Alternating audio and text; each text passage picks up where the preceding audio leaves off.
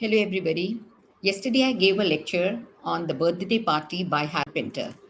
I told you that I will talk a little more about the characters in my next lecture. So, today, I will tell you a little more about the characters, the main characters that is, Petty, Meg, Stanley, Goldberg, Mackham, and small characters like Lulu and Monty. Now, as I told you that Meg and Petty, there's one incident that occurred in the life of Harold Pinter, which sort of prompted him in order to write about character like Stanley Weber, sorry. And it happened at a time when he was traveling with one of his friend, El Dugard, and he had gone to, showcase his the performance of his play. And when he went to the east coast of England, uh, uh, and while he was traveling, he stopped at a place, and he did not have anywhere to go. Any place where he could halt or where he could reside. So he just came across one of the strangers and he said, "Well, is there any place where I can take shelter?" So that lodger, he said, "Well, there is a place like digs." Now, what do you mean by digs? It's not something that you are digging at a particular place, but digs is a shabby place, uninhabited, and it gives a very disheveled, dirty look, unkempt look. But since he did not have any other place to reside, so he decided that, well, I will go with you to digs. And when he goes up there, he finds that everything is very unsettled and nothing is cozy and nothing is well made out. In fact, he took him up to an attic. He says, the lodger said, "I sleep in the attic and you can come and sleep with me." So when he went up to the attic, he found that there was a sofa overhead him, and out of that sofa, all the dust and the straw was streaming, coming down over him. And then he says that, "Well, is this the place where you live?" He says, "Well, yes, I live here." And amongst the other two lodgers who were there, who were the occupants of that particular digs, one was the landlady, and she was fat and ravenous type of a lady, you can say. And and the landlord, he was a small, petite, quiet man, and she was very talkative, this landlady. She was, the bouncy type of a female who was trying to tousle and tickle the landlord. All the time tickling him, all the time playing with him. But the other landlord, he was a quiet type. And this lodger, he says, and when the Harold Pinter asked him, "Well, why do you stay in the digs?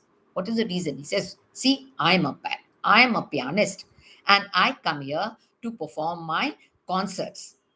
I've been doing that, but now I no longer do it." So you can say that these three characters, the Trevanius landlady, and the quiet landlord, and this lodger who stayed in the attic, they signify the characters that Harold Pinter has produced in the birthday party as Meg, Petty, and Stanley Weber. So probably they tend to represent these characters, which was, something which was going on in the mind of Harold Pinter. And while he was writing this play, The Birthday Party, he took his inspiration from these particular characters. Now, in this particular play, what is one of the most important thing is about the ambiguity in the talk, and the ambiguous relationships that people have amongst each other. And among them, first of all, I would like to say that these ambiguous characters, they tend to contradict each other, as well as they tend to produce an ambiguity in their identity also. Now, first of all, Goldberg, he is supposed to be one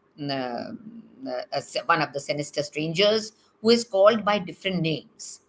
Sometimes he's calling himself Nat. Macam calls him Nat. Sometimes he calls himself as Simi, because he says his wife used to address him as Simi, that whenever, every Friday when he used to go for a walk. Now, Goldberg, had a habit of taking walks. That's what he tells when he's talking about his own personal life. He says that every Friday afternoon, I used to go for a walk along the seaside. And when I am back from the walk, my wife used to call me Simi, and she says, the supper is ready. You come along before it gets cool. And at the same time, another name is Benny. And he says, when he's talking about this, he seems to be, as he states, he seems to be very attached to his grandfather. So while he was relating the last moments of his grandfather, he was staying besides, he was there besides his bedside, listening to the stories of the grandfather. And what the grandfather wanted to tell him, he always told him that how he should always be very friendly, how he should be honest in his work, and how he should keep communicating and talking with his neighbors. This is all the grandfather told him, and the grandfather used to address him as Benny. So these are the three names by which Goldberg is addressed with. So we do not know, I mean, the ambiguity is that we do not know which is the real one. Or are these names fake names, or are they really true names that represent that one single person as Goldberg? And as far as Macam is concerned, the another sinister stranger that was there, an associate that was there with Goldberg, that was he was referred by Petty as Dermot, and otherwise Goldberg used to call him Macam. And all the time, both of them. And Macam is, a little unstable, and he's not sure that whether he will be able to be successful in the task which they have taken up, or the work that they are trying to accomplish. But Goldberg is very sure. He says, well, the commission will be carried out and the work will be done, and we will be successful in doing our work. So both of them, and another ambiguity is that Stanley Weber.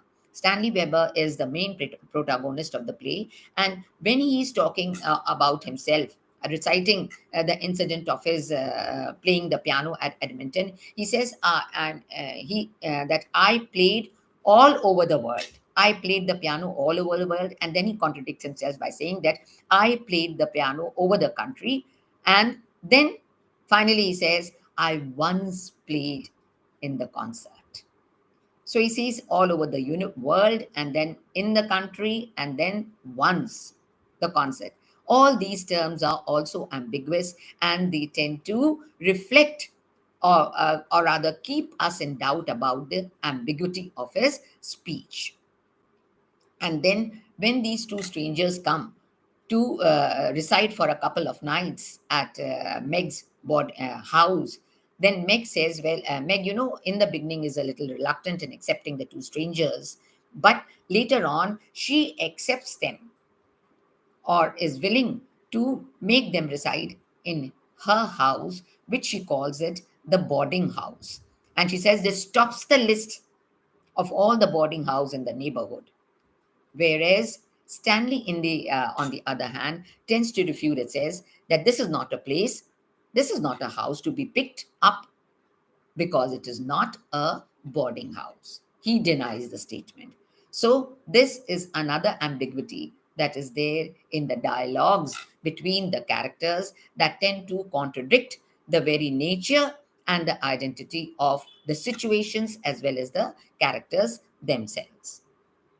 Now, Stanley Weber, of course, and another ambiguity comes at the time when Meg says, Meg is adamant that she is going to celebrate the birthday of Stanley Weber. And when with the coming of Malcolm and Goldberg, and she invites Lulu also to the party, and she is making all preparations. She's all ready. She asks Goldberg to get the drinks, and she herself dresses up in a nice evening gown, and tries to, act in a flamboyant manner, displaying her dress and her mannerisms, and being trying to be very coquettish at that time also, but at the same time trying to be very maternal when Goldberg asked her to give a speech on the birthday night of Stanley Weber. But Stanley Weber denies this, and he says it is not my birthday. and another month or so has to be passed, or he's not sure whether his birthday is after a month or on which date it is. So this is another ambiguity, that Meg is insisting that she is going to celebrate the birthday of Stanley Weber, whereas Weber denies the truth that it is not his birthday. And then all the three characters, that is Meg, Stanley, and Goldberg, they drink, and together with Lulu, drink to the health of Stanley Weber, and they play a game, Blind Man's Buff. And when this play is going on, naturally both Goldberg and Mackham, tend to instigate Stanley to such an extent that he ends up in in a, like a, he becomes very rebellious, aggressive, and he breaks the drum, that toy drum that Lulu has brought, and by putting his foot into that drum and dragging it. And he is also seen, and when the lights are out and it becomes dark, he seems to be strangling. I mean, he is seen in a position of as if he's strangling Meg, or and finally he seems to be bending over Lulu, who is spread out on the table as if he is trying to rape her. So all these actions of strangulation of Meg, I mean, an attempt to strangulate Meg, and to attempt to rape Lulu, all shows that Stanley Weber can be very sweet at one time, but on the other hand, he behaves like a cornered animal also. These are the animalistic instincts that are lying dormant in the mind of Stanley Weber, and you cannot articulate, and you cannot rather make out or say with a surety that Stanley Weber is a good man. But more or less, his actions that are revealed in the play by the interrogation of Goldberg and Mackham, they show that he is mentally perturbed, mentally disturbed, and there is some psychological trauma that is going on in the mind of this man. And as if, and his he residing in the house of Megan Petty shows as if he is taking shelter. He's running away from his own self.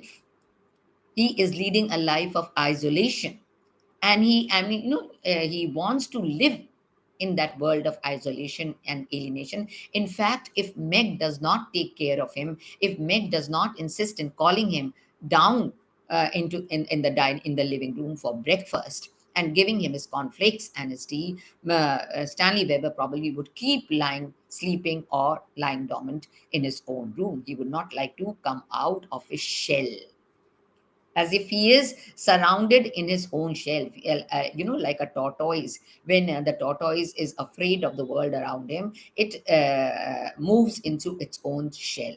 In the same way, Stanley Weber does not want to move out of his shell, and it is Goldberg and Mackham who come there in order to provoke and instigate Stanley into revealing the truth about his life, which they are also unable to do so. But still, they finally, because they feel as if they have taken up this task, they have been given this mission of taking Stanley away. So finally, they do succeed in taking Stanley away to Monty. Now, Monty is a unrevealed character in the play, and in the act 3, when Petty asks, "Where are you taking him? Where are you taking Stanley?" They say to Monty. So Monty probably appears to be a doctor, a psychological, who's going to give a psychological treatment to Stanley Weber. But Petty, in a very timid manner, says that, well, he can stay here, Stan can stay here. I mean, what he's trying to imply is there is no need for him to go to a doctor, that we are the caretakers, and in our custody, Stanley is actually, he is safe and sound. And we, as not only caretakers, act as his parents, and whatever mental drawback or mental trauma or tension he is undergoing, he will overcome them, and he will try to adjust with his life and with society at large. But Goldberg and Mackham are adamant to take him away, and finally they do succeed in taking away to Monty. And Lulu, of course, is a girl in her 20s, and her appearance, I mean, in the beginning when she comes, she tries to be friendly with Weber, and Weber tries to make friends with Lulu when he invites Lulu to come with him for a walk. Of course, Lulu, at first she agrees, and then she denies, and she says, well, why not stay here in the house and talk? And then, of course, Weber shirks her, and he goes on his own. And later on in the birthday party, Lulu, of course, enjoys the company of Goldberg, especially Goldberg. And in fact, Goldberg tends to play with her, and she says, Lulu says, I like old men. I like to be in the company of old men. And in fact, she professes her love for Goldberg. But later on, when Macam, who's supposed to be the unfrocked priest, he, gets after Lulu to confess her sins. And when he makes Lulu confess her sins, she gets very perturbed and runs away. And in fact, she leaves the house without coming back. So that is a small part, but the part, I mean, her coming into the house and in being there, being present in the birthday party, shows that how she is one of the how these gentlemen, that these two sinister strangers, Goldberg and Macken, even though they have been commissioned to, and they have come here to do a particular work in taking Sandy away, yet they are utilizing their time in having enjoyment with Lulu. So that is also one of the part that is played by Lulu, and the character Lulu that represents that. And Goldberg and Macken, of course, they keep on insisting and asking questions, and in trying to break down, mentally break down Stanley. In the end, I mean, he is so flabbergasted, he's so tortured and mentally tormented that he's unable to speak.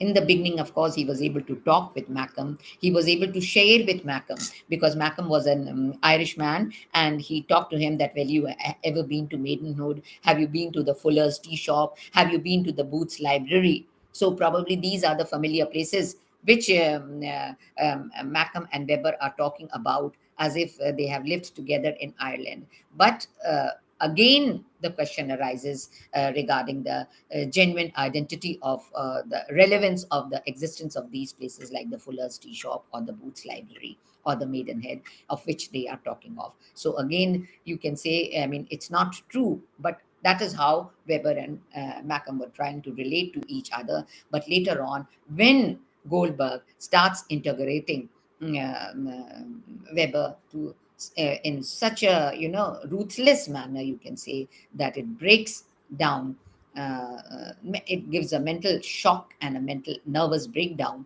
for Stanley Weber, that he is unable to communicate and he's unable to speak out. And in fact, in the end, in the last, when he's sitting there, and when, I mean, he becomes so disabled that he's not even able to stand up and walk, and he sits in the chair and he utters the words like uh, ka, ka. I mean, no, he is stammering. He is not even able to utter the words distinctly and clearly. And in the end, also, another ambiguity is when the two gentlemen take him away, and Meg, who has gone for shopping in the end, and on the pretext of shopping, she does not want to stay in the house at that time when Goldberg and Macam are about to take Stanley away. So she's absent from the scene. And when she comes back from the shopping, she asks Petty, that is Stanley up? Has he woken up? And of course, Petty gives an ambiguous reply. He says, he's still asleep, isn't it? So, I mean, all these things, tend to show that how, I mean, tend to bring out a harmony between the characters, and harmony between Petty, Meg, and Stanley Weber. And Petty understands the nature of Meg, that how insistent she is, and how talkative she is. And because in the beginning also, and in the beginning of Act 1 and the beginning of Act 3, both are very much similar. Both of them begin with the scene where Petty is having breakfast, and Meg is asking Petty whether he would like to have more. And at the same time, she knows the presence of Petty, but at the same time insisting whether he is reading a newspaper or not, and what news is there, whether it is good news or bad news, and whether there is any interesting fact which can be related to Meg or not, which can be told to her.